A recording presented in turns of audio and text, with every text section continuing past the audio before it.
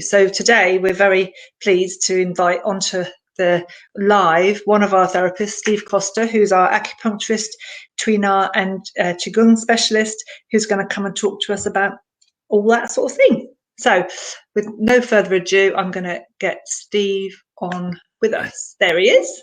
Hi, Steve. Hello. Can you hear? Yes, I can hear. Can you hear me? Oh.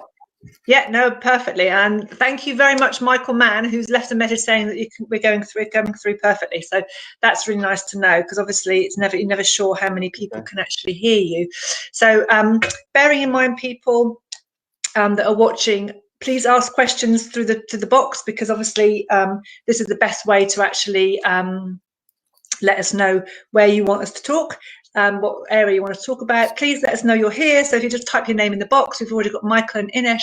We've got 8 people watching at the moment, Steve, which is nice. And we usually find that builds as it goes on.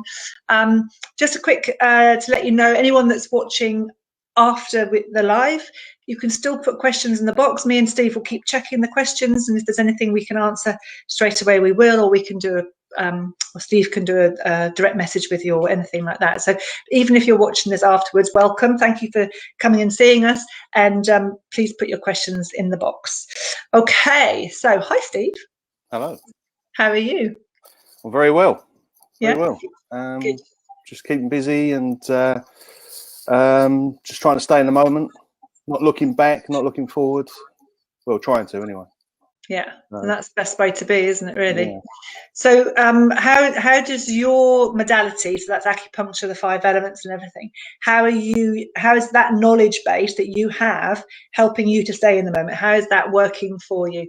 I'm just going to say hello, Gary, hello, Craig, hello, Oz, hello, Inesh, hello, Michael. Thank you for letting us know you were here. Sorry, Steve, carry on. Well, basically, well, it's hard to explain really, because it's such a vast field of knowledge. But basically, it's all about Qi. So I'm more of a TCM specialist, which is traditional Chinese medicine. So 5 elements is more classical, and TCM is more modern.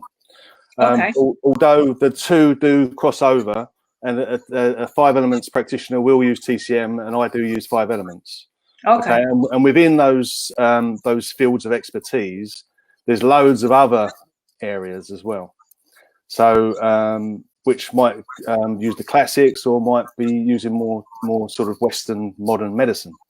So there's an acupuncturist crosses a huge spectrum. Okay. So from a TCM point of view, I'm primarily dealing with Qi and blood and fluids. Okay. And when I say fluids, we're literally talking about water, okay, and all the stuff that comes from that, like phlegm and excretions and everything else. Okay, so and how that long it would be to go into excretions. So how that sort of helps. What was the question? So how that sort of helps me at the moment is that we're looking at I'm using my Qigong and my knowledge of acupressure and the Chinese medical theory to make sure my Qi is flowing optimally. So okay. So in Chinese medicine, we're really looking for, is there enough Qi, and is the Qi moving? Okay, can I just hold you there for a second, Steve? Can you just clarify, for some people maybe don't understand, what you mean by Qi? Well, Qi is our vital force.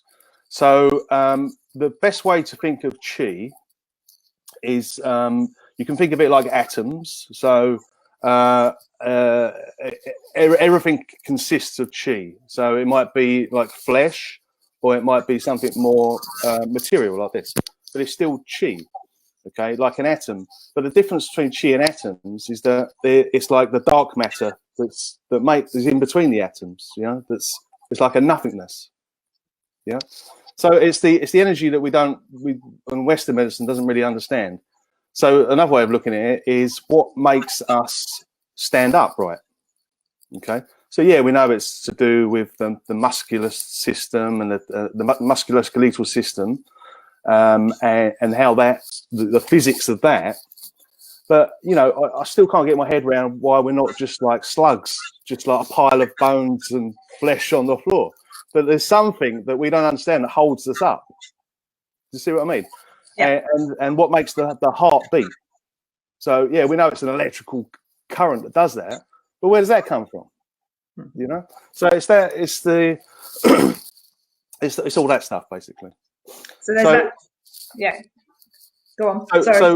So basically, we're looking to make sure chi flows in the right way. And if chi doesn't flow in the right way, then you have illness. Okay. And it might be something that depletes your chi, or something that stops your chi from moving. And we don't really look at too much chi, because that doesn't really exist. Well, it can exist, but it's much rarer than not having enough chi, which is the most common thing. So what are the kind of things that would stop your chi from flowing well, or would stop it from, or would block it? What kind of things would you say would do that then? Well, there's the obvious things like what we eat, right, and how we breathe. So they're the two main things. But then you have to look at, you know, in Chinese medicine, we say the roots of all illness is emotional. Okay. Yeah. So to clarify that, you might say, well, how does an emotion make me have a cold? Well, it doesn't make you have a cold, but what it does is the emotion will deplete your chi, and then your protection against the germ or the virus, whatever, is then lowered. Then you catch it, and then and then all the emotions, different emotions, affect your body in a different way. Okay, and obviously nothing exists in isolation. So, you know, your lung can't exist without the heart or the liver or the spleen or whatever. So if one is affected, then over time, they're all affected. Okay. So emotions affect us, what we eat, how we breathe, our environment. So that might be, you know, do you live on the side of a busy road? Or do you live in a nice, tranquil village where everything's really nice and, you know, there's babbling brooks and everyone knows each other? Do you live in a household where there's a lot of stress? You know, so that might be the relationship you're in, or it might be the job you do. So all those things are going to have an effect on your chi, on your health. Okay. So looking at, oh, sorry, go on. Oh, can you carry on? Sorry. No, go on. There was a more. Sorry, I was just jumping in. So what I was going to say about, say, the coronavirus, for instance. It was going to be my question. So. So it's how, that's why some people get some symptoms and other people don't. It's because everyone's chi is different. Everyone's chi is at different levels. So it's not like a linear line of this is how much chi you've got. It's moving around.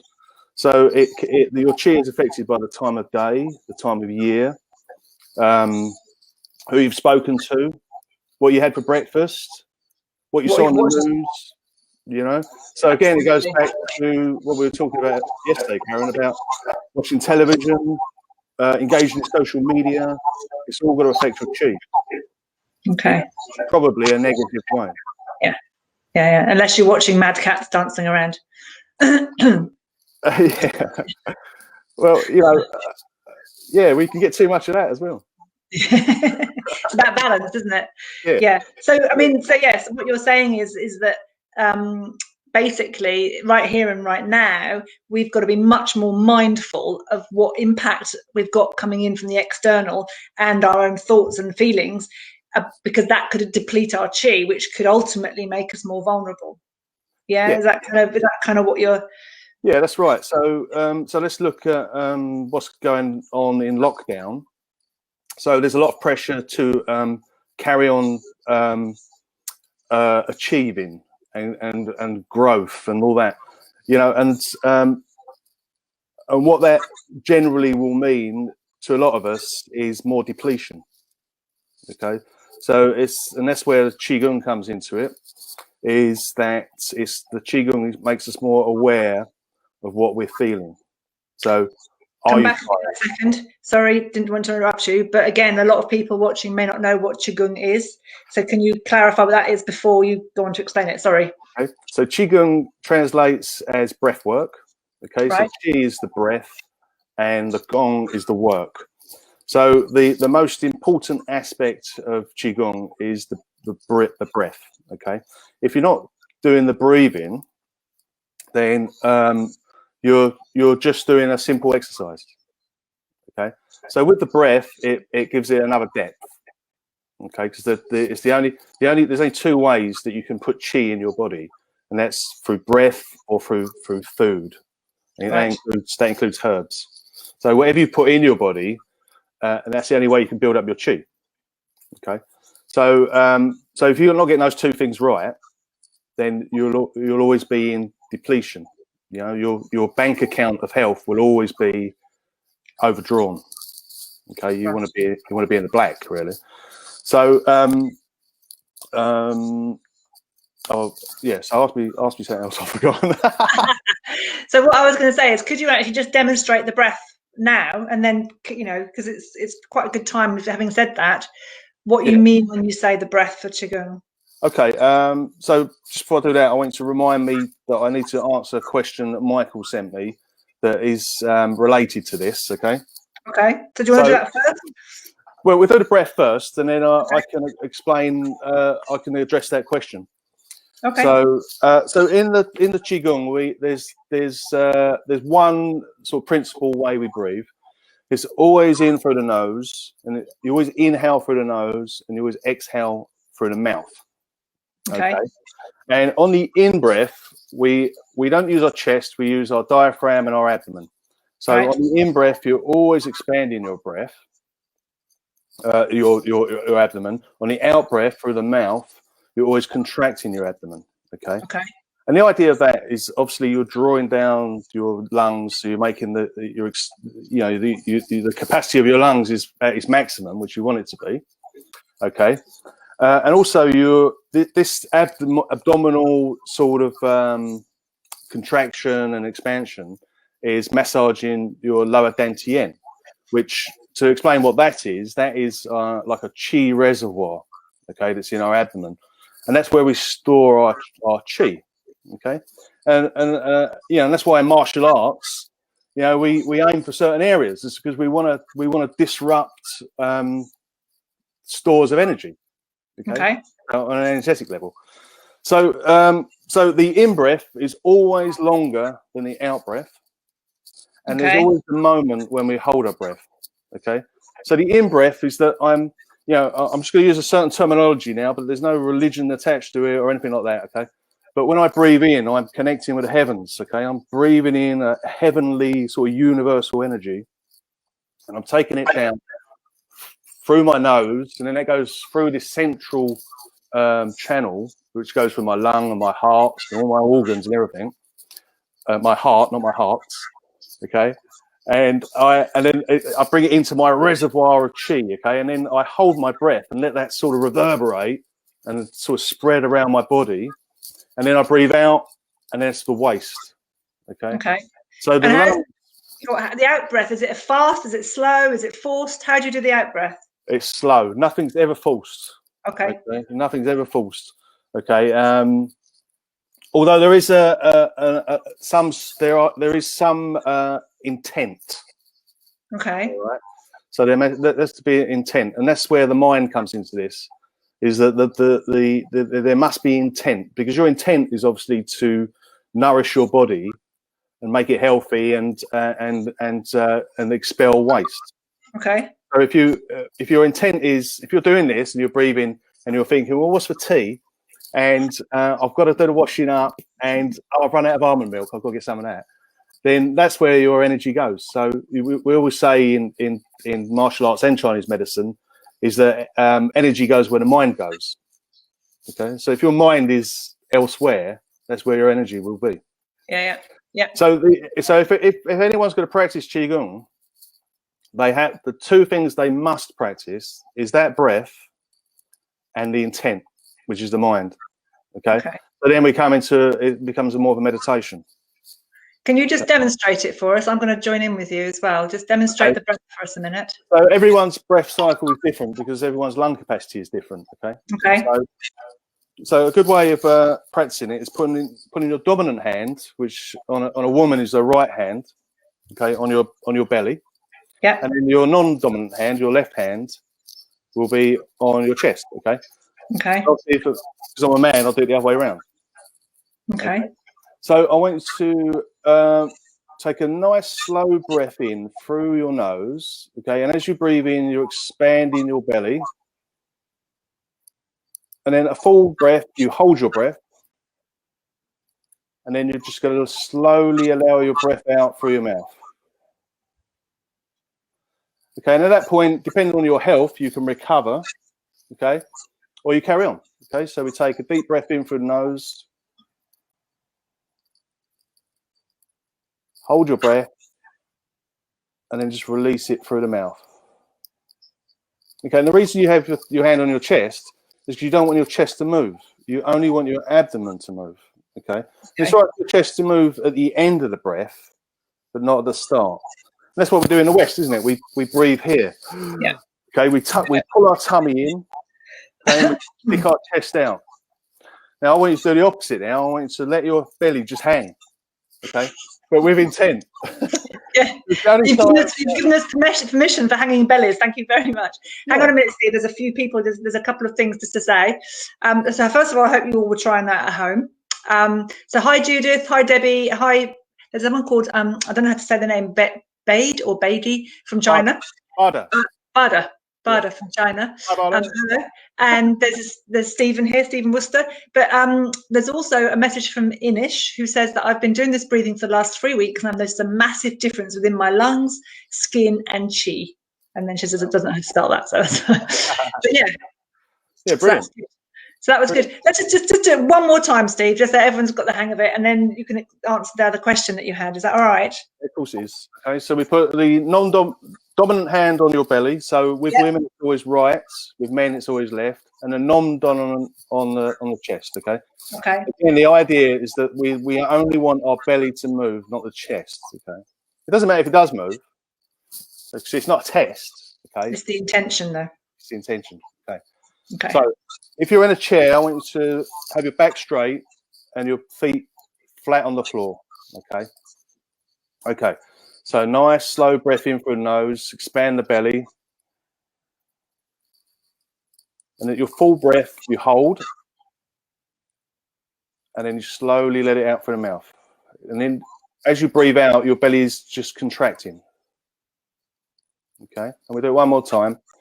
So slow breath in through the nose, expand the belly, hold, and then slowly out through the mouth. Okay. It feels really nice to do, actually. Really nice. So at the moment, that's just breathing. Okay, and that's how we know that's the best way to breathe because that's how babies breathe. That's how animals breathe. You watch a dog breathing in its tummy. Okay. And a baby, of course, and we lose that ability because I believe that in the West we're more concerned about how we look than our breath. Okay, so we hold our tummy in. But there's two more things that need to be done that everyone can practice at home because it makes it a little bit more difficult, but it gives it a bit more depth. Okay. Okay. And so what we're trying to do with that breath is to create a circuit between the channel that runs down the front of the body and the channel that runs up the spine and over the head and out, okay? And so the way we do that is on the in-breath, I place my tongue to the roof of my mouth, okay. Just my teeth, but I don't press, I just place, okay? And the second thing I do is as I breathe in, I lift my pelvic floor, okay? Okay. And the only way I can describe that is by tensing your perineum. Yeah, okay. People aren't going to. So it's as if you're going to stop yourself from going to the toilet. Yeah, that's it. So we create that circuit by doing those two things. So on the in breath, tongue, perineum. On the out breath, relax. Okay. Then we're creating a circuit then of energy. Okay. Perfect. Right, that is more advanced, but it will give it more depth because otherwise you're just breathing. Okay. So let's go Do you want to give that a go, or are you going to do the question now? I can't really. You need to practice that because you can't see what I'm doing. Okay. All right. So, but what I would say to everyone listening is that really practice the in breath expanding the tummy, and the out breath relaxing the tummy, and try not to have that shudder in your tummy as you breathe. It's got to be more relaxed. Okay. And obviously, the only way we achieve anything is by perseverance and practice. Okay. All right. Perfect. So Couple of comments. 1 second. So Inish has just said, yes, hanging belly out going on here. Someone called Avril has said, really enjoyed that breathing exercise. Thank you. And a lady called Deborah says, really good. So just let us know on the message whether you've done that, how you got on with it, if there's any more questions about that. And then Steve's just going to answer another question right here and now. So what was the question, Steve? Just remind Michael sent me a question. He said he gets lots of headaches, and he's seen online that you can buy these clips that clip on to this point here, which is large intestine 4 or Haegu. Okay, and he said to me, why does I do that point and I still get a headache? Why doesn't it work? All right. So first of all, I'll explain to you what that point is. That point is a large intestine point. Large intestine is paired with the lungs. Okay, and they're both organs that deal with sorting out waste and getting rid of waste. Okay. So it's about letting go. Okay. So that might mean something more emotional, or it might mean not actually being able to let go, so be constipated. Okay, so that's why we might use that point. And the reason it doesn't work is because everyone's chi is at a different level. Okay, and in an ideal world, we'd all have really strong chi, and whatever point you pressed, it would work. Okay, but if that worked, I wouldn't be here. I wouldn't be an acupuncturist because everyone would be at home pressing these points. Yeah, absolutely. We'd all be sorted. So I'll tell you what will make those points work is by practicing that breath, okay, and practicing your intent. So when you're pressing that point, you know, you've got to be in that space, in that moment, okay, with the breath, okay. And you probably need to be practicing Qigong as well, or some other type of energetic system, like yoga or Tai Chi. Yeah, Tai Chi. Yeah. So so it's got to be you've got to support that, okay. And the other thing I mean, many people often say to me, "Do you acupuncture yourself?" And yeah, I do sometimes, but it's not a particularly pleasant experience, you know, because once you've got one needle in, you got to move, and it feels really weird, and you got to do another, and it's just so much nicer having someone else do it. And the reason that is that, you know, I compare it to the difference between having a bath and having a shower. Okay, when you have a bath, after a certain point, you're just lying in your own waste water, aren't you? You know, and with a shower, it's constantly refreshing. That wasn't what I was expecting to hear. Because in the bath, after a while, you've relaxed, and I wasn't expecting to hear that at all. We've got a couple of questions here, Steve. Hang on a second. Is that enough? Do you want to keep answering the question? Sorry, finish that. So when you do your own acupressure and your own acupuncture, you're just recycling probably already depleted energy. So if someone else does it, they're using their energy. So you're not depleting your own. It's being nourished by someone else. And that's why, as therapists, what we do is so important for us to work on our own energy, like doing our energy work, like Qigong, yoga, Tai Chi, is because we're affecting other people's energy with our energy. So if our energy is weak, it's only going to get weaker. Yeah. No, I hear you. That's why that point doesn't work for everyone, or any point. Well, it's not one size fits all anyway. It can't be, can it? Steve, I've got some questions here, some really great questions as well. So I'm just going to go through them. There's a lady called Anna who's asking, what was the purpose of holding the breath? To allow, so you've done the in breath, okay? So you're building up this this pot or this reservoir of chi, and then you're allowing that to reverberate around the body, to nourish the body, okay? So otherwise, so that's giving it time to do that. Yeah, otherwise it's just in and it's out again. Okay, it's you know. So, but you know, again, it depends on where you are energetically. Okay, thank you. I hope, Anna, that makes sense. And then Sharon says, my internet's only just kicked in. Can I watch this again? Yes, Sharon, you can. It'll be on our pages. Steve will share it. I'll share it. So yeah, there'll be lots of ways you can watch it. Judith has said, how long should one practice a breathing session? Is there an optimum duration? Well, it all depends on your fitness. Okay, it all depends on what you've got to do in the day, you know, and you know, if anyone, is there a minimum amount of time you'd want to do it for? Well, I'll do it for a few minutes, you know, to 5 minutes plus. But you know, if you've got a lung disease or something, you know, you do want to practice it, but not constantly, because you might go the opposite way and deplete, you know. And you know, if anyone's never done any meditation, you try and keep your mind focused for longer than a few minutes. It's really difficult. So and that's why we start on a more physical level. You know, you're just doing the breath, okay, and there are distractions, and then you want to build it up so it does become more of a meditation. But obviously, any you know, to really get any benefit from a meditation, there needs to be a certain period of time. So you want to build your fitness up so you can do that breathing for a longer period. Okay, so you start whatever's comfortable to start with, and then you aim to build it and build it and build it, as long as there's no like lung condition there or something like that. Is that kind of like a? Yeah, you don't want to. The whole point of Qigong is a health system. You want to tune into what you're feeling, okay? And if you're feeling out of breath or in any sort of pain, then it's time to change it or stop it. Okay. Okay, thank you. So Michael Mann has said, thanks, Steve. That was really helpful. So he was the guy that asked about the clip, I'm assuming. Thank you, Michael. And Deborah Worrell has said, Steve is amazing. He changed my life years ago through his teaching. Thank you, Deborah, for that. That's fabulous. Hi, Debbie. Oh, hang on. So then there's a lady called Louise. I'm not very good at people's surnames. Langlois. Sorry, Louise. Steve gave me some help over FaceTime for my shoulder injury yesterday and feels so much better today. Highly recommend him.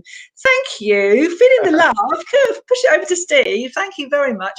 Again, we're going to let Steve talk a bit more about some other things, but if there's any other questions you have, please do pop them onto the chat, because obviously while we've got him here, we can ask him, which would be good.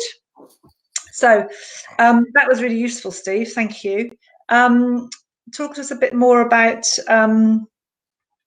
other ways of kind of, you know, supporting yourself apart from that, if there is, you know, you were talking about the environment and that sort of thing. So yeah, so obviously you can't, you know, where you live is always not, you know, you can't just say, oh, I'm going to go live somewhere else.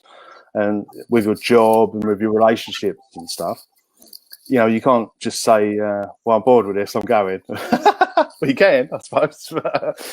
But you know, you need to, that's where the Qigong comes into this, is that you need to build up your strength to see clearly and be able to make decisions. Okay, so in Chinese medicine, that's to do with the liver and the gallbladder.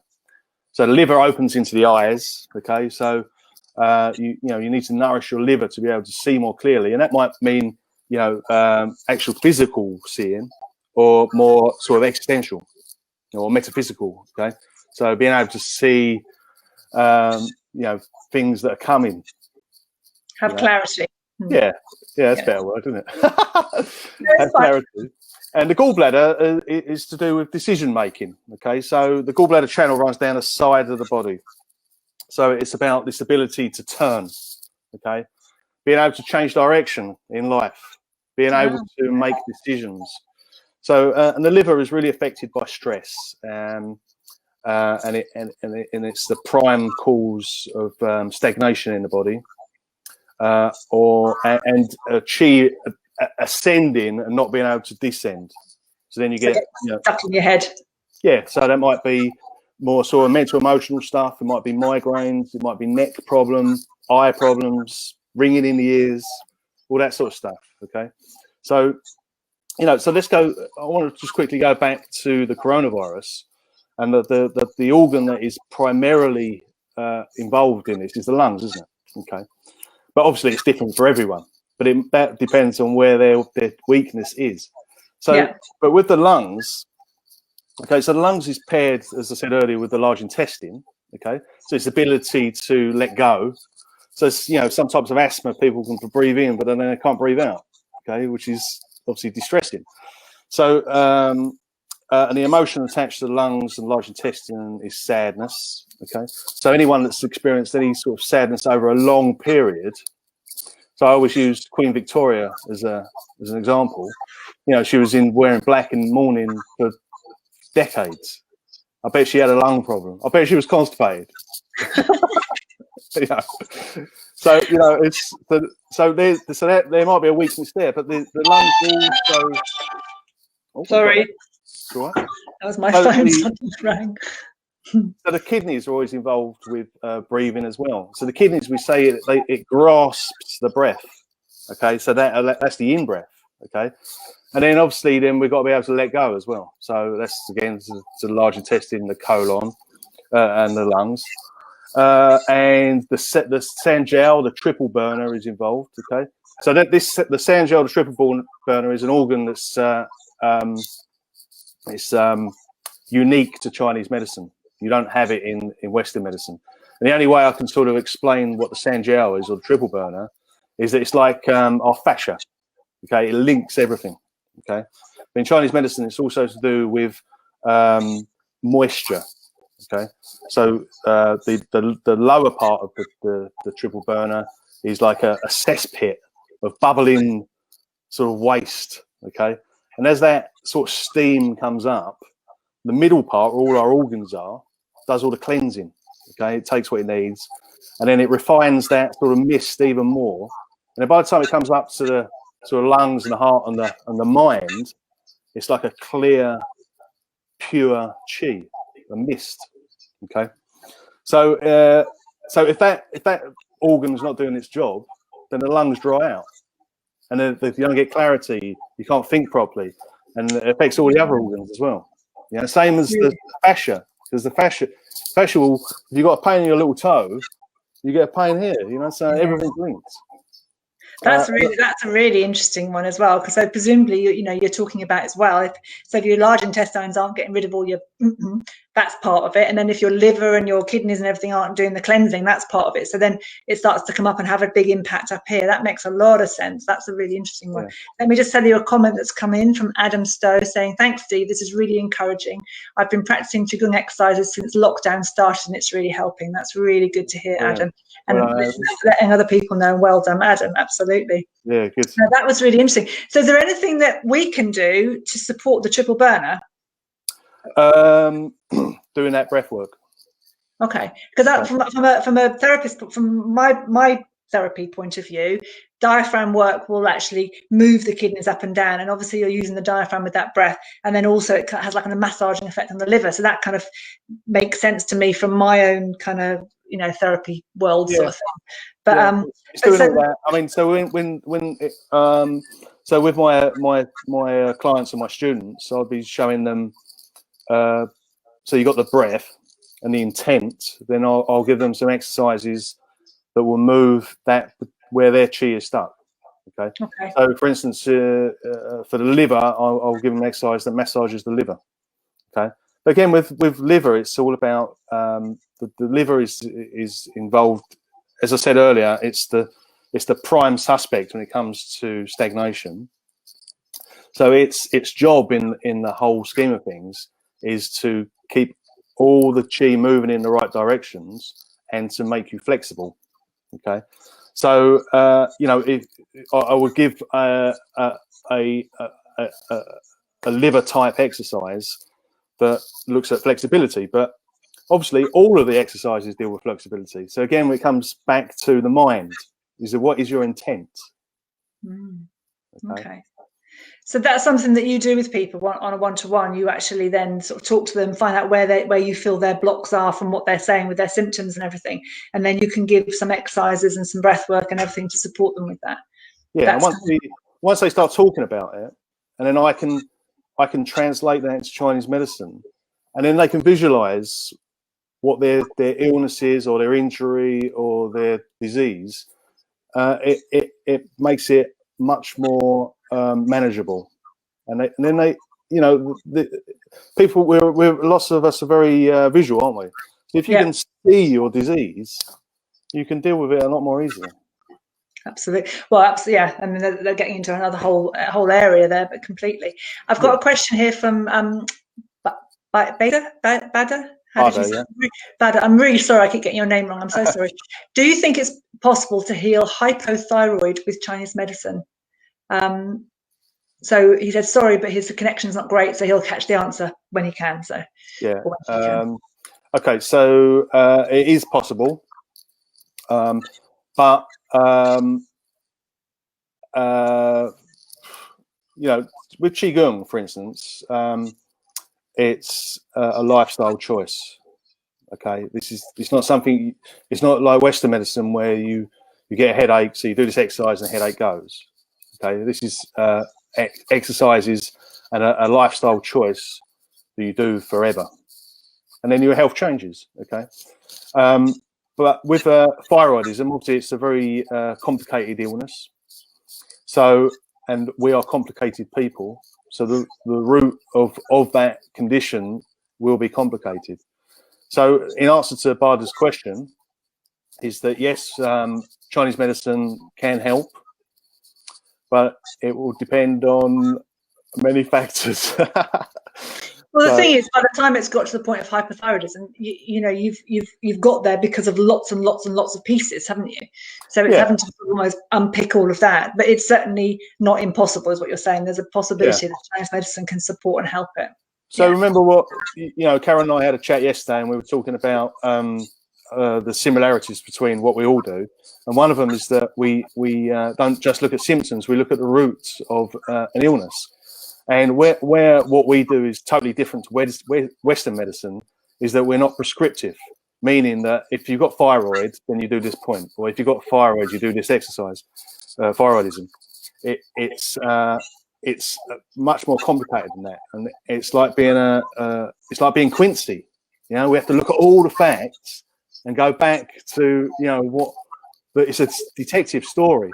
And before the thyroidism happened, or before the headache happened, or before the constipation happened, or the gynecological thing, or whatever it is, there were signs and symptoms.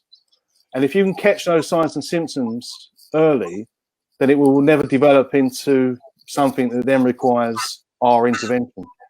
And again, that's where the Qigong comes in, is that if you can start to tune into what you feel, then you do something about it before it happens.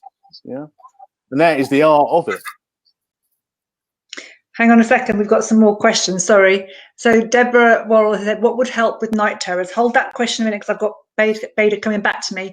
Here in China, I was offered at least 2 years therapy for it. I'm worried that through the way, without Western medicine, it'll affect my performance. Well, she's a musician. Oh, sorry. I think in answer to that, Bada, is that what you need to find in China is a good Qigong teacher, okay? Because they're Chinese doesn't make them good therapists, all right? And that because otherwise it would mean that I'll be rubbish because I'm not Chinese, okay? So you know, you need to find someone who's a good therapist, and someone who listens to you. Listen to what you're saying to them, because you know, otherwise it then becomes prescriptive, okay? And you need someone who can teach you Qigong, someone who can possibly do acupuncture and herbs, or whatever you need.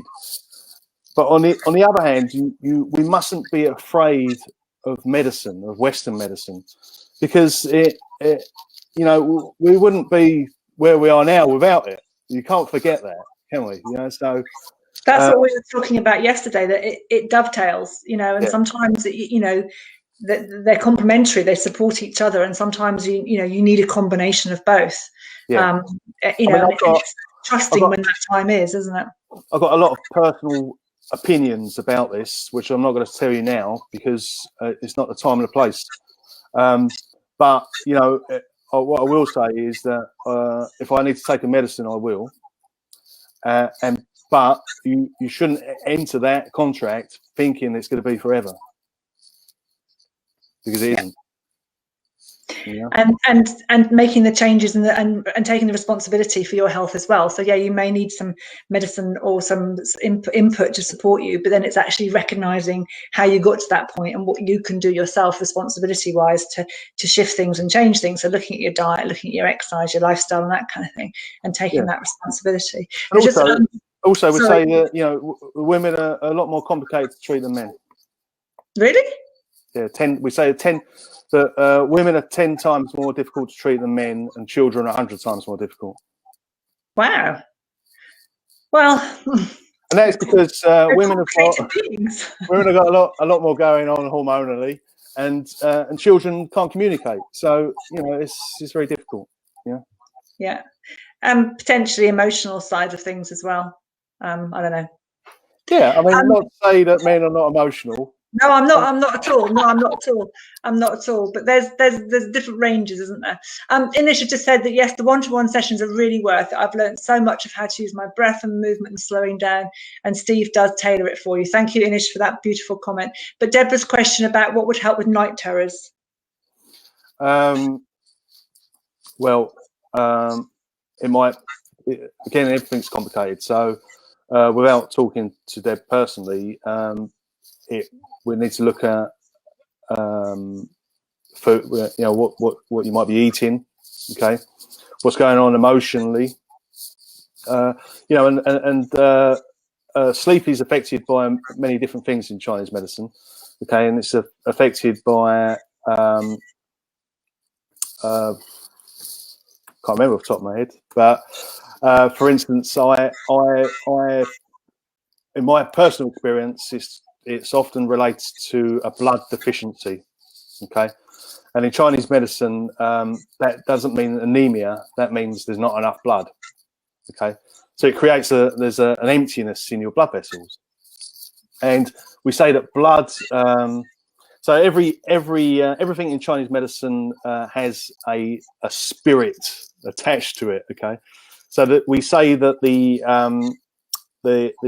liver it's got a spirit attached to it called the hun, okay, and hun is like our sort of is like our guardian angel. It's like our sort of more esoterical part of us, okay. And if there's any acupuncturists listening, they might explain it a little bit better than that. I don't know. So, but basically, when we sleep and we lie down, the blood goes back to the liver to be nourished, okay. And if there's not enough blood to nourish the liver, then the hun drifts away, and then it suddenly snaps back, and then often that's when we get that jolt, okay, when we're sleeping. But we also say that the blood houses the shen, and the shen is the mind, okay. So if the blood is not anchoring the shen, then again it's going to affect our sleep and our experiences during sleep, okay. So if it was what you might need to look at, Deb, is how you nourish your blood, and that is breath and food. So blood nourishing foods. But obviously, it's a lot more complicated. So that is what I've said there is textbook. But you know, as any therapist knows, the textbook never happens. Well, this is the thing, isn't it? This is the whole idea of treating holistically, because it's not like we don't treat night terrors. We treat the person that's got night terrors. So it's, you know, in the whole story, it's the emotional, mental, physical. It's all of that. I mean, would it make a difference what time of the night she was having or whoever is having the night terrors? Yeah, it can do, but that is complicated as well because we've got this thing called the Chinese clock. So, and what that means is that every hour the chi moves around the body. So every hour of the day, the every one part of your body is stronger than another. So to say, for instance, between 7 a.m. and 9 a.m. is spleen time. So that's the strongest time of spleen is, and then 9 a.m. to 11 a.m. is stomach. Or it might be the other way around, but anyway, and that's why the digestive in Chinese medicine we say the digestive system is strongest between 7 a.m. and 11 a.m. And that's why we have breakfast. But of course, we know now that that's not strictly true because some people benefit from fasting. Okay, so going back to the classics, yeah, you got to have your breakfast in the morning. Okay, but you can't be too dogmatic about it. But also, this Chinese clock is also affected by the time of the year. It's also affected astrology. So depending on where the stars are on the moon, the planets, that's going to affect the Chinese clock. Oh, okay. So it's not that. It's not straightforward. It all goes back to the I Ching. Okay. So you can use it as a very, very basic diagnostic tool, but you can't use it dogmatically because, you know, Qi moves. Yeah. You know? And is it different for different people and that sort of thing? Yeah. So, again, we go back to environment, who you've spoken to, what you've eaten, and also, you know, looking at the 5 elements that we say that people were constitutionally, elementally stronger. So everyone has a constitutional factor. So some people might be more wood element, some people might be more earth, someone might be more metal. So in which case that is going to affect their chi. Right. Hang on, Steve. We've got another question. We've really gone on here for time. It's been amazing, absolutely amazing. We've got a couple more questions. First of all, Deborah says, thank you. That was really, really helpful. And then we've got a message from Anna saying, in an acute disease like COVID-19, where people are afraid or in terror, how would you support their immediate acute distress? Hang on. How would you support their immediate acute distress? And also loving your teaching. Thank you so much. Thank you, Anna. Cheers, Anna. Breathing. Okay, so you know the breath is so with anxiety. What you've got to think. Well, what is anxiety on an energetic level? It's your basically it's your energy lifting and not moving. So you've got to do something to descend your chi or ground yourself and move your chi. Okay, so you do that breath. Okay, preferably standing. Okay, if you can. So. Which I'm going to shortly try and do some videos of showing people how to do the breath standing and do some basic sort of stuff as well. But your intent then will be to descend your chi. Okay. But the key is that you want to be in the moment. Okay. You don't want to be in the past because the past has gone, and you don't want to be in the future because the future is make believe. It doesn't exist. Okay. So you got to be in the now.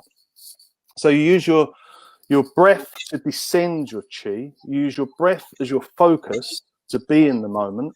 Okay, and use your intent to bring your chi down. And that's what you do. Thank you. There's one more question, and then we're going to have to start to tie things up, Steve, because we've had you for almost 50 minutes, which is amazing, and you've been fantastic. So Sarah J. Collins says, Steve, I love all this info. Would you recommend any books, resources, or teachers so I can dive into this deeper? Yeah, there's a really good book by Kenneth Cohen, and it's called The Way of Qigong. Okay. And that explains everything I've said. And if you're interested in Chinese medicine, there's a really good book that's recommended to all students called The Web That Has No Weaver by Ted Kapchuk. Perfect. Can you do us a favour when you come off this, if you write that in the comments, Steve, and then people have got it written down? Is that all right? Yeah, of course it is. And then Judith, this is going to be our last question. Thank you so much for all your brilliant questions. It's been amazing. So Judith is asking, any particular stance for doing breathing exercises, e.g. feet apart or feet together? So we generally use feet apart. Okay. So you want to have if you can be outdoors. Okay. Depending on the weather, you'll be wearing shoes. And if you can't be outdoors, then do it indoors. But your visualization then will be going through floorboards, foundations, etc. Okay, but you want to be outside if you can. So feet generally about shoulder width apart.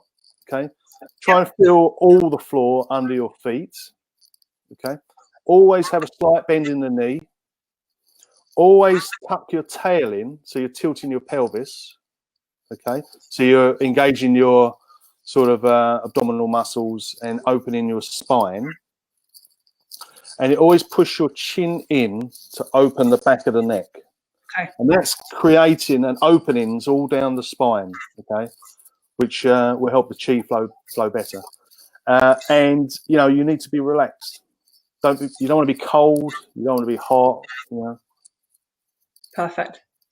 And if possible, would you suggest barefoot outside if you can, on the grass or on? Depending on the weather. Depending on the weather. Yeah. I go barefoot all year round when I go outside. Well, you're hardcore though, aren't you? So What I'm saying is, it's not impossible to go barefoot outside to do some breath work. But that's me, like you say, hardcore. Yeah, I mean, if you can, you want to be as close to the earth as you can. Yeah. Okay, and that means obviously no shoes, no socks.